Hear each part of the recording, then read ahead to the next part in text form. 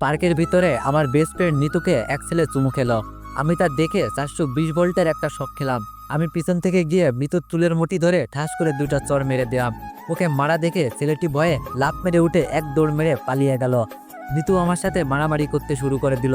তবে ওর চুলের মুঠি আমার হাতের মধ্যে থাকায় ওকে চড় মারতে আমার একটু সুবিধাই হলো। মিতু শুধু ওর বড় বড় আঙুল দিয়ে আমাকে খামচে গেল। মারামারি শেষ। মিতু বলল, তুই কোন সাহসে আমার গায়ে হাত তুললি, এতিমের বাচ্চা? আমি বললাম, বেস্ট ফ্রেন্ডের অধিকারে। নিতু বলল, নিকুচি করেছে তোর ফ্রেন্ডশিপের। দাঁড়া, আমি এখনই আমার ভাইকে ফোন করে সব বলছি। আমার গায়ে হাত তুলিস, তোকে আমি জেলের ভাত খাইয়ে ছাড়বো। আমি বললাম, যে এতিম তার আবার কিসের জেলের ভয়?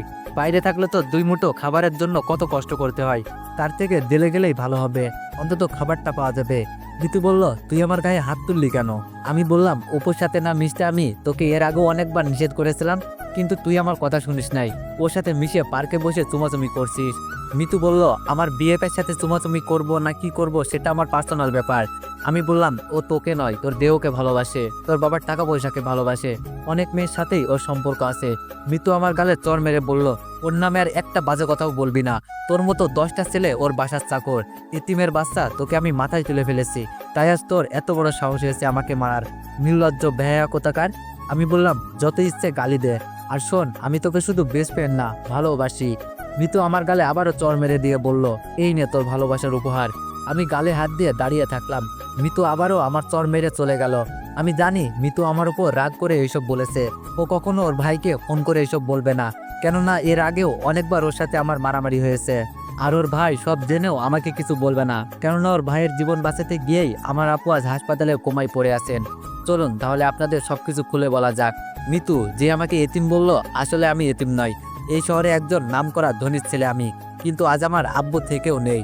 আমি যখন পেটে ছিলাম আর আমার আপুর বয়স যখন 5 বছর, তখন আমার আব্বু আমার আম্মুকে তালাক দিয়ে এক ধনী মেয়েকে বিয়ে করে নেন। এরপর একদিন আম্মু আমাকে জন্ম দিয়েই চলে যান না ফেরার দেশে। আমাকে কোলে করে নিয়েই আমার আপু মানুষের দ্বারে দ্বারে ভিক্ষা করে বেরিয়েছে। আমার বয়স যখন 5 বছর, তখন আমার আপু মানুষের বাসায় কাজ করে এনে আমাকে খাইয়েছেন। এভাবেই আপুর কাছে আমার মা বাবার আদরে বড় হতে থাকি। আমি যখন 9-এ উঠলাম, তখন আমার আপু মানুষের বাসায় কাজ করা ছেড়ে দিয়ে গার্মেন্টসে চাকরি নিল, কেননা আমার আপু ছিল অনেক সুন্দরী। বাসায় কাজ করতে গেলে অনেকে খারাপ নজর দিত। একদিন আমি এসএসসি পরীক্ষায় A+ পেয়ে আমি খুশিতে বাড়ি ফিরে দেখলাম আপু বাসায় ফিরে নাই। আপুর কাছে শুধু একটা ভাঙা বাটন ফোন রয়েছে। আমি পাশের বাসায় গিয়ে একটা ফোন চেয়ে আপুকে ফোন দিতেই এক ছেলে মানুষ ফোন ধরে হ্যালো বলল। আমি বললাম, আপনি কে? আমার আপুকে ফোন দিন। ছেলেটি বলল, তোমার আপু হাসপাতালে, তুমি এই হাসপাতালে চলে আসো। আমি গিয়ে দেখলাম আপু বেডে শুয়ে আছেন। ওর পুরো মাথায় চুলগুলো কেটে ফেলা, সাদা কাপড়ে ব্যান্ডেজ করা। আমি বললাম, আমার আপুর কি হয়েছে? মিতুর ভাই বলল, আমাকে সন্ত্রাসীর হাত থেকে বাঁচাতে গিয়ে তোমার আপু গুলি খেয়েছে। আমি মিতুর ভাইকে গিয়ে বলতে লাগলাম, আপনার জন্য আমার আপুর এমন হয়েছে, আমার আপুর কিছু হলে আপনাকে ছাড়বো না, আপু ছাড়া আমার আর কেউ নেই। মিতুর ভাই এসে আমাকে বুকের সাথে জড়িয়ে ধরে বলল, কে বলেছে তোমার কেউ নেই? আমি আছি, তোমার আপুর ভালো হতে যত টাকা লাগবে সব টাকা আমি দিয়ে চিকিৎসা করাবো। আমার জীবন বাঁচাতে গিয়ে তোমার আপু নিজের জীবন উৎসর্গ করতে দ্বিধাবোধ করেনি, আর আমি এগুলো করতে না পারলে আমাকে আল্লাহ কোনোদিনও ক্ষমা করবে না। ডাক্তার এসে একটা রিপোর্ট দেখে জানালেন উনি কোমায় চলে গেছেন, ভালো হওয়ার সম্ভাবনা নেই বললেই চলে, মাত্র 1%। আমি আপুকে জড়িয়ে ধরে কান্না শুরু করলাম। আপু কিছুই বলছে না। দেখলাম শুধু ওর চোখের কোণা দিয়ে 2 ফোঁটা জল বেরিয়ে আসলো। সেই থেকে মিতুর ভাই আমার আপুকে দেখার জন্য একজন নার্স রেখেছে এবং সমস্ত চিকিৎসার দায়িত্ব উনিই নিয়েছেন। আমি অনেকক্ষণ পার্কে বসে থেকে বাড়ি যাওয়ার জন্য বের হয়ে রাস্তায় যেতেই কিছু পুলিশ এসে আমাকে অ্যারেস্ট করলো। সরি আবির, আমার কিছুই করার নেই, উপর থেকে অর্ডার তোমাকে অ্যারেস্ট করার। মিতুর ভাই বলল, এবার আমার বোন আমাকে নয়, ডাইরেক্ট থানায় এসআইয়ের নিকটে নারী নির্যাতনের কমপ্লেন করেছে। আমাকে ক্ষমা করে দিও, আমি নিরুপায়, তবে তোমার জন্য আমি সাজাটা কমিয়ে দেওয়ার ব্যবস্থা করতে পারি। আমি সব বুঝতে পেরে আমার 2 হাত সামনে বাড়িয়ে দিলাম। মিতুর ভাই আমাকে হ্যান্ডকাপ না পরিয়ে বলল, তার দরকার নেই, তুমি এমনিতেই চলো। আমি জিপে বসে ভাবছি, কতদিন মিতু আমাকে চড় মেরেছে বিনা দোষে বিনা কারণে। কই, আমি তো কারো কাছে কমপ্লেন করে নাই, আর আজও আমার বিরুদ্ধে কমপ্লেন করে আমাকে পুলিশে ধরিয়ে দিল। আমাকে জেলের ভিতর ঢুকিয়ে দিয়ে মিতুর ভাই বলল, তোমার যখন যা দরকার হবে আমাকে বলো, আমি সব ব্যবস্থা করে দিব, আর তোমার নিম্ন শ্রেণী 1 মাস জেল খাটতেই হবে।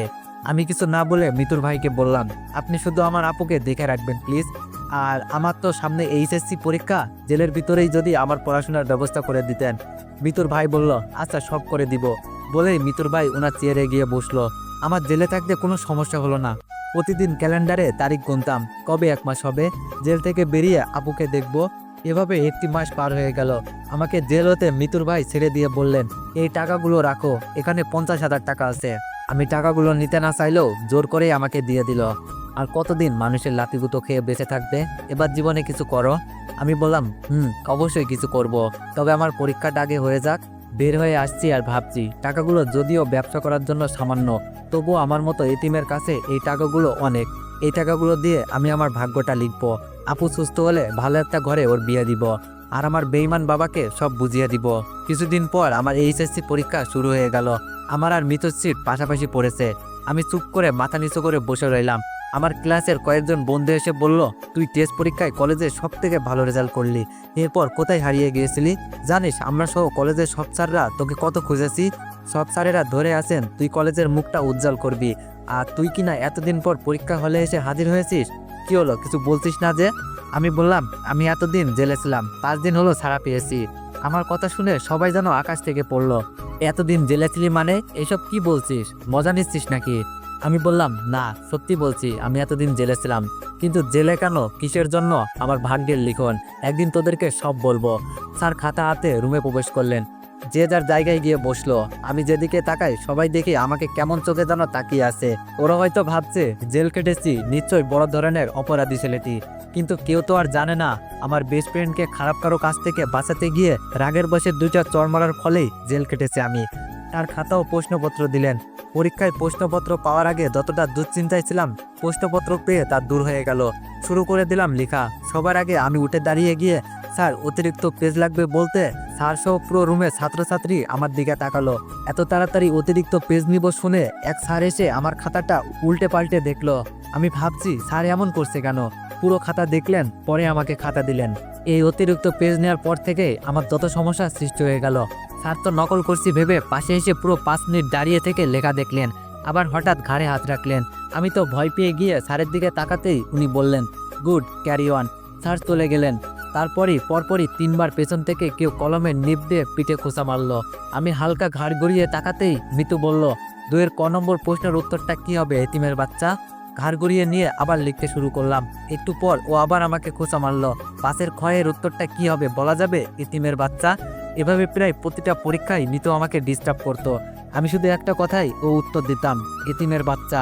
শেষ পরীক্ষার দিনে সব বন্ধুরা এসে বলল, চল সবাই আজকে পরীক্ষা শেষে ঘুরতে যাব।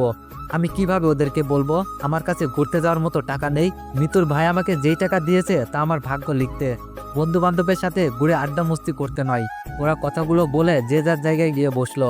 আমি পকেটে হাত দিয়ে দেখলাম মাত্র 20 টাকা রয়েছে। 20 টাকা গাড়ি ভাড়া দিয়ে 10 টাকা গাড়ি ভাড়া রাস্তা হেঁটে বাড়ি যাব বলে 20 টাকা নিয়ে এসেছিলাম। পরীক্ষা শেষে সবাই এসে ধরলো, চল তোকেও যেতে হবে। আমি বললাম, না আমার কাজ আছে, তোরা যা। ওরা সবাই চলে গেল। আমারও ইচ্ছা হচ্ছিল ওদের সাথে যাই, কিন্তু সেটা তো আর আমার ভাগ্যে নেই। মন খারাপ করে বাসায় গেলাম। হঠাৎ বালিশের নিচে আপুর ভাঙা বাটন ফোনটি ধরতেই আমার মন খারাপ মুহূর্তের মধ্যেই ভালো হয়ে গেল। মনে হচ্ছে আজ আমি পৃথিবীর সবচাইতে খুশি। মিতুর ভাই মাসুদ বলল, হ্যালো আবির, তুমি কোথায়? আমি বললাম, বাসায় ভাইয়া। মিতুর ভাই বলল, তাড়াতাড়ি হাসপাতালে চলে এসো, তোমার আপু কোমাই থেকে বের হয়ে এসেছেন। এইমাত্র হাসপাতালের নার্স ফোন করে জানালেন আমায়। আমি যাচ্ছি, তুমি চলে এসো। মাসুদ ভাইয়ার কথা শুনে আমার খুশিতেই চোখে পানি চলে আসলো। দৌড়ে গিয়ে দেখি মাসুদ ভাইয়া আপুর পাশে বসে আছেন। আমি গিয়ে আপুর দিকে চেয়ে থাকলাম। আপুর চোখ বেয়ে জল পড়ছে, সাথে আমারও। ডাক্তার এসে জানালেন, আপনার ভাগ্য অনেক ভালো, আপনার ভালো হওয়ার কোনো সম্ভাবনাই ছিল না, কিন্তু আল্লাহ পাকের দোয়ায় আর এই মানুষটার জন্য আজ আবার আপনি সুস্থ জীবনে ফিরে আসলেন। মাসুদ ভাই বলল, আচ্ছা আমি আসি তাহলে। আপু বলল, মাসুদ ভাইয়া চলে যাবে কি? আপু আমাকে ওনাকে ডাকতে বললেন। আমি ডাকতে মাসুদ ভাইয়া আবার আসলো। আপু ওনার এক হাত ধরে কান্না ভেজা কণ্ঠে বললেন, আপনার এই ঋণ আমি কোনোদিনও শোধ করতে পারবো না। মাসুদ ভাই বলল, এভাবে বলছো কেন? আমার জন্যই তোমার এই অবস্থায় পড়তে হয়েছিল। নিজের জীবন হতে কয়েকটা বছর হারিয়ে ফেলেছো, আমি ঋণী তোমার কাছে। মাসুদ ভাই বলল, চলো আমার গাড়িতে করে তোমাদের বাসা অবধি এগিয়ে দিয়ে আসি। আপুকে নিয়ে আমি পেছনে বসে আছি আর ভাবছি, মাসুদ ভাই সত্যি মানুষ নয়, ফেরেশতা। এমন একটা মানুষের হাতেই যদি আমার আপুটাকে তুলে দিতে পারতাম, তাহলে ভাই হিসাবে আমার আপুটাকে শ্রেষ্ঠ উপহার দেওয়া হতো আমার। বস্তির এক নোংরা জায়গায় গাড়ি থামাতে বলাই মাসুদ ভাইয়া অবাক হয়ে বললেন, এখানে গাড়ি থামাতে বললেন যে? আমি বললাম, আমরা এই বস্তিতেই থাকি, একটু ভিতরেই আমাদের বাসা, আর বাসা অবধি আপনার গাড়ি যাবে না। গাড়ি থেকে নেমে আমরা চলে আসতেই উনি আমাদের ডেকে বললেন, কোনো সমস্যা বা প্রয়োজন হলে জানাইও, ইনশাল্লাহ নিজের সর্বোচ্চ দিয়ে তোমাদের পাশে থাকবো।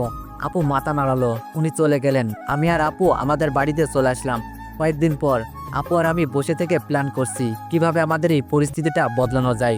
আপু বলল, আমরা আগে যেখানে থাকতাম ওখানে বাড়ি ভিটেটা বিক্রি করে দিই, যা হবে আর তোর কাছে যা আছে তা দিয়ে আমরা টাকাগুলো কাজে লাগিয়ে দিই ভাই। আমি বললাম, আপু ওই জমিটা বিক্রি করে সর্বোচ্চ 30,000 টাকা পাওয়া যাবে, এই দিয়ে কিভাবে কি করব আমরা?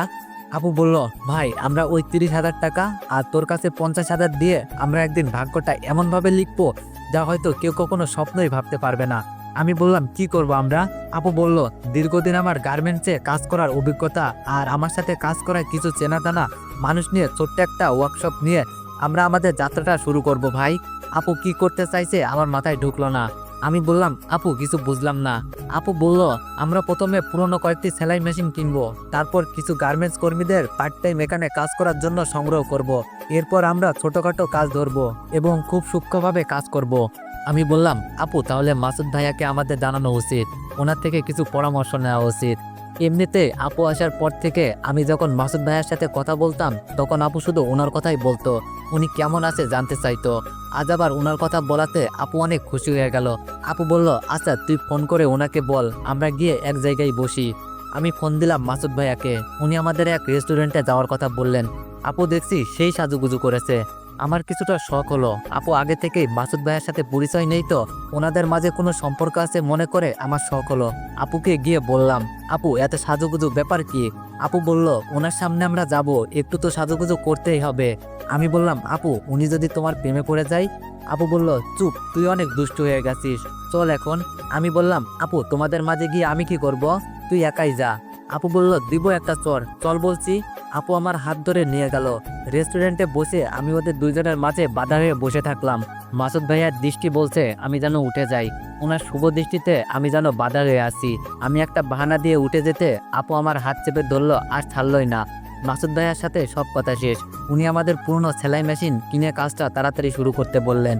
উনি হঠাৎ একটা কার্ড বের করে দিয়ে বললেন, মিতুর বিয়েতে তোমরা দুইজন অবশ্যই আসবা কিন্তু, এই নাও কার্ড। কার্ড খুলে দেখলাম মিতুর বিয়ে অপুর সাথে। আমি পুরোই শক খেয়ে গেলাম, এমন বাজে ছেলের সাথে মাসুদ ভাইয়া মিতুর বিয়ে কেন দিচ্ছে? আপু ছিল তাই মুখ ফুটে কিছু বলতে পারলাম না। বাসায় এসে কেমন যেন আমার মনটা ছটফট করছে। একসময় যখন এতিম বলে কেউ আমার সাথে মিশতো না, তখন মিতুই আমার সাথে মিশেছে, বন্ধুত্বের হাতটা বাড়িয়ে দিয়েছে। আর আজ মিতু তার জীবনটা একটা মানুষরূপী অমানুষের হাতে তুলে দিতে বসেছে। ওর বেস্ট ফ্রেন্ড হিসাবে আমার কি কিছুই করার নেই? অবশ্যই আছে, ওর চোখ থেকে অন্ধকারের পটিটা তুলে ফেলতে হবে। যে করি হোক এই বিয়েটা ভাঙতেই হবে। মাসুদ ভাইয়াকে ফোন দিলাম, উনি ফোন ধরলেন না। আমি ওনার থানায় গিয়ে সব বলে দিলাম এবং সত্যি কিনা তার প্রমাণ দিয়ে অপুর সাথে সম্পর্ক করা সব মেয়েদের সাথে ওনার কথা বলিয়ে দিলাম। বাসায় চলে আসছি আর ভাবছি, তুই আমার বেস্টু আর এমন লুচ্চারে বিয়া করবি, তা তো হবে না। দিছি ঠিক মতো বোম লাগাইয়া, এখন কেমন ফাটে তা দেখার বিষয়। বাসায় গেলাম একটু পর, আপু বলল তোর ফোন। আমি বললাম, কে আপু? আপু বলল, কি জানি একটা মেয়ে ফোন দিয়েছে, তোকে ছাড়া নাকি কারোর সাথে কথা বলবে না। ফোন ধরতেই এলোপাতারি গাল শুরু করে দিল, তোকে জেলের ভাত খাইয়েও কি শিক্ষা হয়নি, আবারও আমাদের পেছনে লেগেছি। তোর জন্য ভাইয়া অপুর সাথে আমার বিয়েটা ক্যান্সেল করেছে আর অপুকে জেলে পুরে দিবে বলেছে। অপু যদি কিছু হয়, আমি আস্তে করে ফোনটা কেটে দিয়ে বলছি, তাই রে নাই রে নাই রে। অমনি আপু আমার কানের উপরে চিমটা টেনে ধরে বলল, রেস্টুরেন্টে এমন কেন করছিলি আমার মিষ্টি ভাই? আমি বললাম, আপু আস্তে লাগছে তো।